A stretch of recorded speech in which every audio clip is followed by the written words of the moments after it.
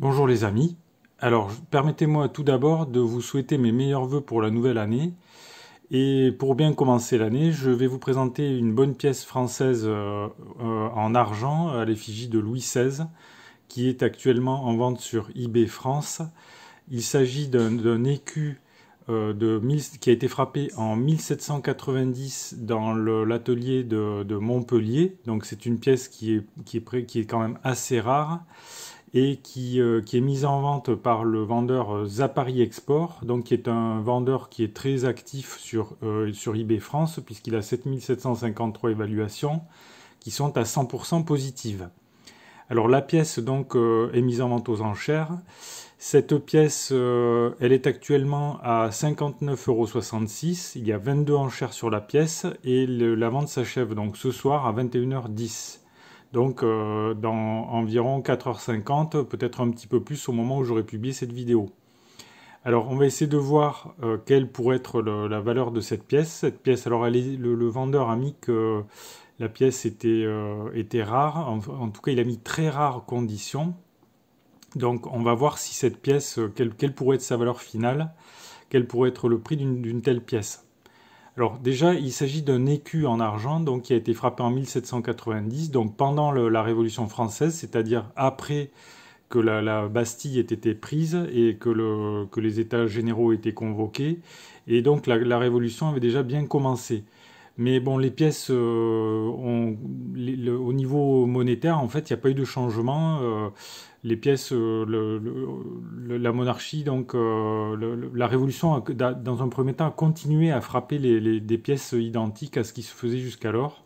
C'est vrai que l'Ancien Régime était très conservateur et que donc il n'était pas question de changer comme ça du jour au lendemain les motifs représentés sur les pièces. Donc cette pièce a été frappée après la prise de la Bastille, mais c'est tout à fait un type de pièce qui est très ancien, puisque ces pièces, elles ont été frappées à partir de 1774 et jusqu'en 1792, donc très tardivement pendant la Révolution. Alors il s'agit d'un écu d'argent dit aux branches d'olivier. Donc on dit qu'il s'agit d'un écu aux branches d'olivier parce qu'au revers de cet écu, donc, on voit donc, l'écu royal avec les 3 fleurs de lys surmontées d'une couronne et encadré par des branches d'olivier. Donc cette pièce, donc c'était l'écu, c'était la plus grosse pièce française en circulation à l'époque. Sa valeur c'était 6 livres tournois. Donc la livre tournois c'est la monnaie qui était antérieure au franc. Et bon, pendant la Révolution, pour donner une équivalence, le franc donc a remplacé la livre tournois et les révolutionnaires se sont arrangés pour que on ait une équivalence à peu près exacte que de 1 franc égale une livre tournois. Alors par contre, les pièces, elles ont été modifiées. Donc les pièces, ces écus en argent dits aux branches d'olivier, ils sont en argent pur à 917 millièmes. Donc c'est un titre d'argent fin qui est supérieur aux pièces qui ont succédé donc à ces écus aux branches d'olivier, puisqu'on a eu des pièces donc de 5 francs qu'on a parfois continué à appeler des écus alors que c'était plus tout à fait des écus royaux. Et donc ces pièces de 5 francs, elles ont été constituées à partir après la Révolution d'argent fin à 900 millièmes seulement. Et ça a continué pendant tout le 19e siècle. Alors ces pièces, donc il s'agit de très grosses pièces en argent puisqu'elles ont un diamètre de 41 mm, ce qui est plus important que les pièces de 5 francs argent qui leur ont succédé. Et ça correspond, si vous voulez une équivalence, c'est l'équivalent en diamètre des pièces françaises de 50 francs en argent, qui sont donc de très grosses pièces en argent. Et les écus français donc de la fin du XVIIIe siècle, à l'effigie de Louis XVI, étaient un tout petit peu plus larges en diamètre que les pièces américaines, pour ceux qui connaissent, d'investissement de type 1 $ Silver Eagle, puisque ces pièces de 1 $, elles font 40,6 mm de diamètre.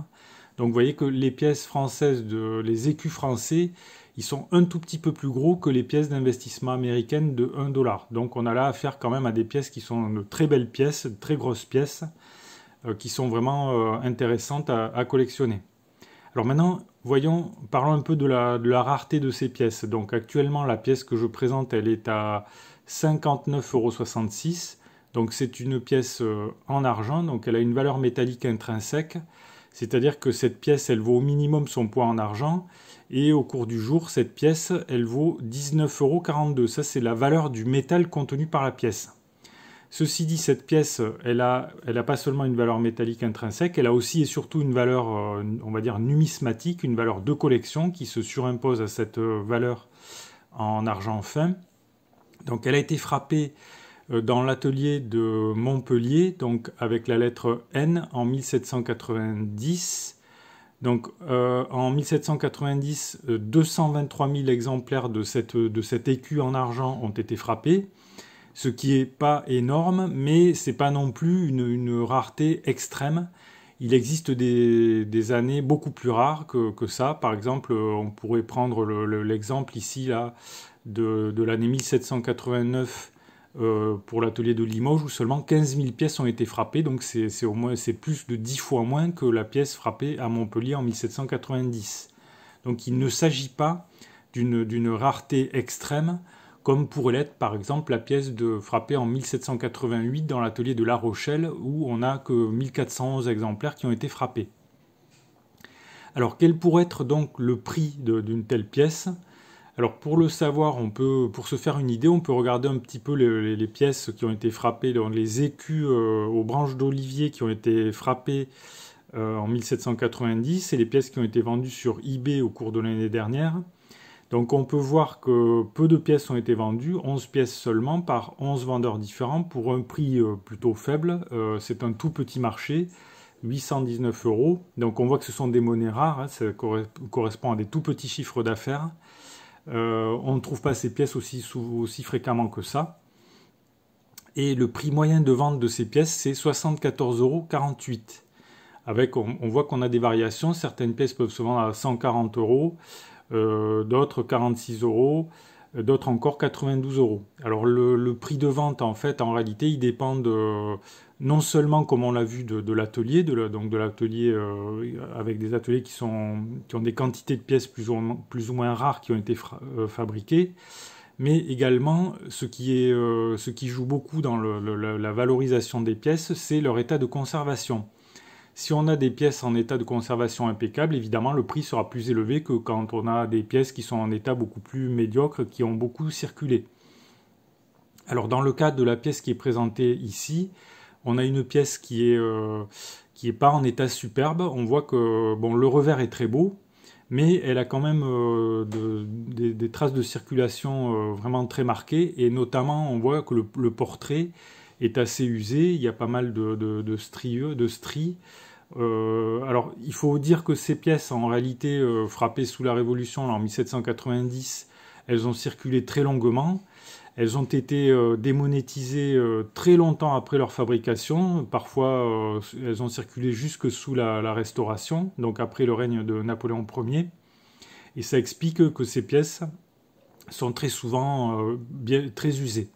Donc cette pièce, compte tenu de son état de conservation, on peut la classer en état TB, c'est-à-dire que TB peut être TB+, si on regarde le revers de la pièce, et par conséquent c'est une pièce qui est estimée par Droulers, alors 1790 N en état TB, il la cote à 62 €. Mais peut-être ce prix, c'est un petit peu bas quand même, c'est 62 €, parce que c'est une cotation qui est un peu ancienne. Moi, je pense que cette pièce, on peut l'estimer entre, on va dire, le prix moyen là qu'on constate sur eBay, c'est-à-dire environ 75 €, entre 75 et 100 €. Alors 100 € peut-être ce serait un prix un peu élevé, mais vraisemblablement cette pièce devrait réaliser un prix donc entre 65 et 75, 80 €. Alors voilà les amis, ce que je pouvais vous dire sur cette pièce. Alors dites-moi ce que vous en pensez. Est-ce que vous pensez que la pièce va atteindre un prix plus élevé? Donc si vous êtes intéressé pour acheter cette pièce qui est quand même pas si mal que ça, qui peut tout à fait faire partie d'une collection de monnaie française en argent, vous pouvez cliquer sur le lien qui se trouve sous la vidéo. Donc si vous avez des questions, des remarques ou des commentaires, vous pouvez les faire dans le fil de discussion. Si si la vidéo vous a intéressé, vous pouvez cliquer sur le pouce j'aime. Et alors je voulais vous dire également que si vous avez des sujets de vidéos qui vous intéressent, des sujets particuliers, vous pouvez me les suggérer, donc me les mentionner dans le fil de discussion sous la vidéo. Je pourrai voir si je peux traiter ces sujets ou non. Voilà les amis ce que je pouvais vous dire. Donc je vous souhaite une nouvelle fois mes meilleurs vœux de bonheur, de santé, de prospérité pour la nouvelle année. Je vous souhaite de bonnes enchères si vous souhaitez acheter cette pièce ou d'autres. Et je vous remercie pour votre attention et je vous dis à bientôt pour de nouvelles vidéos.